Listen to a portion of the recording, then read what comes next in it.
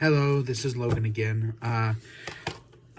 For my film language, kind of paper I'm doing here,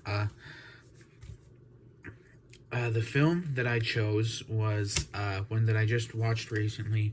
I just got into the Conjuring series. I've been watching that with my family, and we just barely watched Annabelle Comes Home. And quick breakdown of the film. It's kind of a typical kind of scary movie, and kind of for the Conjuring series is uh, it's about Annabelle in the house of the Warren family, who are kind of like the Ghostbusters of the universe. And so they have this room full of uh, evil and haunted items, and so they all kind of come to life when one person unlocks Annabelle from her case that holds her, and all sorts of crazy, spooky chaos ensues. And the language that I'm going to look at it through, or theory, is that of Nick Brown.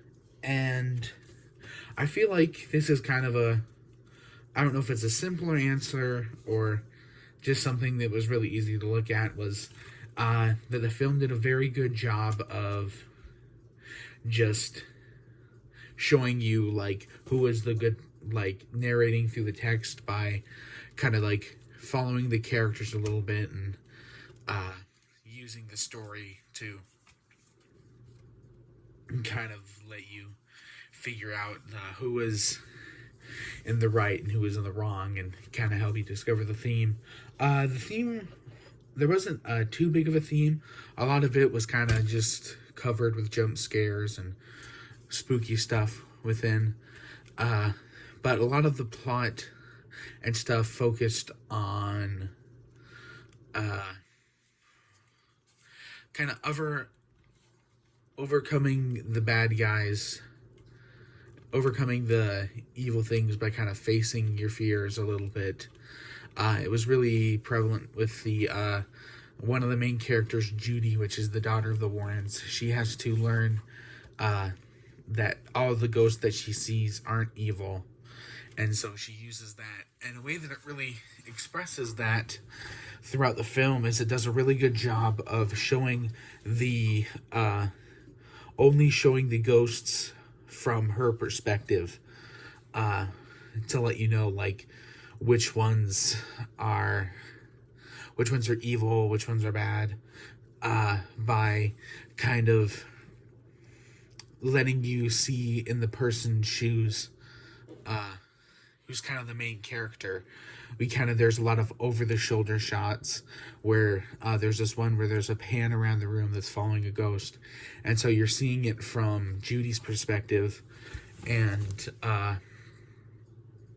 it does a fairly good job of making you feel a little like isolated, and helps you really connect with the character. And what was it?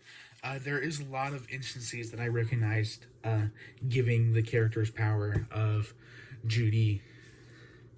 And I think another one's name was like Diana. I'm not 100% sure. Their names weren't super important. Another one was named Mary Ellen. And it does a lot of good ideas by communicating the power by, with Judy's case, by having her look at an object and then having it cut to an object, or having it cut to a character looking at something and then cutting to what they're looking at. So it gives a good job of showing that they're the person that we should connect with. It doesn't really give them the power in this circumstance, because what they're usually looking at is looking towards something creepy or haunted. So that was a really nice use of just saying who's the main focus and who we should be focusing on and who's in danger.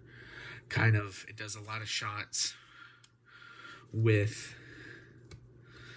kind of like we talked about in the Cloverfield Lane, puts us in the shoes of the person who's in danger. And there is, I think, one or two circumstances where we see it from, I think there isn't anywhere we see it from the kind of the demon monster perspective, which is probably a good thing, because that definitely goes about the part that there is a definite, where is it here on the things, a right way to view the story. And if you came out of watching this film rooting for the demons and rooting for Annabelle, you read it wrong, apparently. And so they did a very good job of not showing that in any way. And yeah, that's my film theory for this week. Let's see what else on the assignment does it say. Boop, boop, boop, boop. And the reason I chose this theorist, because as I was watching the film, I noticed a lot of things that we had talked about in class, kind of what I talked about before. And yeah, that's why I chose this film. I think I'm not sure if it's the best way to view this film, to be completely honest. I don't know if there's a super overarching theme. But yeah, it's not one of the greatest films I've ever seen, but it does a very good job of following kind of the rules and things we established by looking through Nick Brown's methods and theories. So yeah, those are my thoughts, and thank you very much.